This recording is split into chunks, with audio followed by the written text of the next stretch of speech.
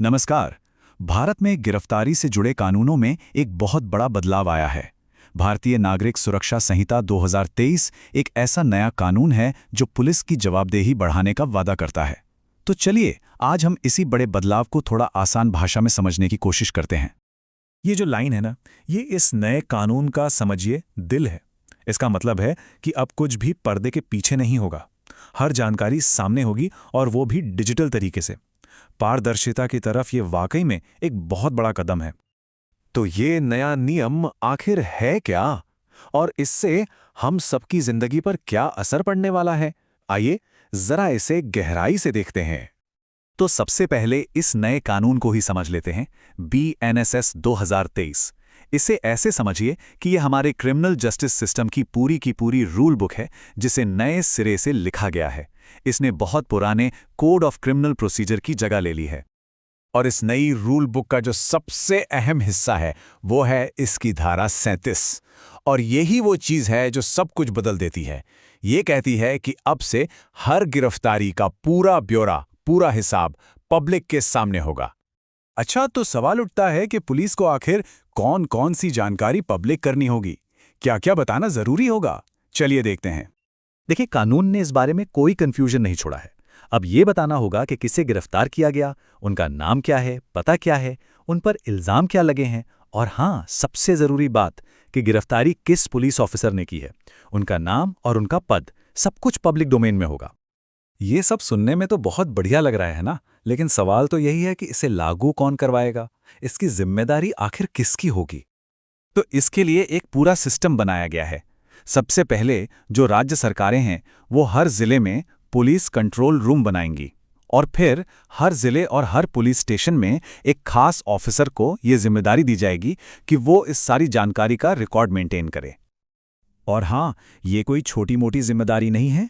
कानून में साफ साफ लिखा है कि ये काम कम से कम असिस्टेंट सब इंस्पेक्टर यानी ASI रैंक के ऑफिसर को ही दिया जाएगा। इससे ये भी पता चलता है कि इस नियम को लेकर गंभीरता कितनी है। ठीक है, तो अब सवाल ये है कि ये जानकारी मिलेगी कहाँ, कहाँ जाकर इसे देखा जा सकता है?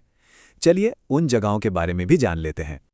ये जानकारी अब कई जगहों पर उपलब्ध होगी, जैसे हर पुलिस स्टेशन में, डिस्ट्रिक्ट हेडक्वार्टर पर, और पुलिस कंट्रोल रूम के बाहर जो नोटिस बोर्ड होता है वहां पर भी।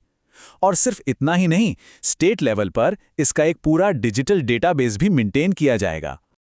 और यहीं पर आता है एक मॉडर्न ट्विस्ट। कानून में साफ लिखा है डिजिटल मोड। इसका सीधा सीधा मतलब यह है कि बहुत मुमकिन है कि आने वाले वक्त में ये सारी जानकारी हमें ऑनलाइन भी मिल जाए, बस एक क्लिक पर। तो चलिए अब इस पूरे मामले के सबसे जरूरी हिस्से पर आते हैं। इन सब नियमों का असली मतलब क्या है? इनसे जमीनी स्तर पर क्या बदलेगा? मतलब आम लोगों के लिए इसका क्या मतलब है? इससे असल में क्या फायदा होगा? सबसे पहली और सबसे बड़ी बात है पारदर्शिता। मतलब अब गिरफ्तारी की प्रक्रिया कोई सीक्रेट ऑपरेशन नहीं होगी। सब कुछ खुला होगा, सबकी नजरों के सामने, कुछ भी छुपाया नहीं जा सकेगा। दूसरी चीज है जवाबदेही। जरा सोचिए, जब ये पब्लिकली पता होगा कि गिरफ्तारी किस ऑफिसर ने की है, तो पुलिस की जिम्मेदारी अपने आप बढ़ जाएगी। मनमाने तरीके से काम करने पर एक लगाम लगेगी। और तीसरा बड़ा फायदा है जानकारी तक आसान पहुंच। अब अगर किसी की गिरफ्तारी होती है तो उनके परिवार वालों को यहां वहां भटकना नहीं पड़ेगा। उन्हें आसानी से और जल्दी पता चल जाएगा कि उनका अपना व्यक्ति कहां है और उस पर आरोप क्या लगे हैं। लेकिन इन सबके बाद एक बड़ा सवाल फिर भी खड़ा होता है। क्या सिर्फ रिकॉर्ड्स को डिजिटल और पब्लिक कर देने से जमीनी हकीकत बदल जाएगी?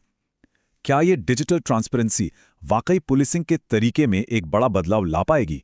ये एक ऐसा सवाल है जिसका जवाब हमें आने वाला वक्त ही देगा।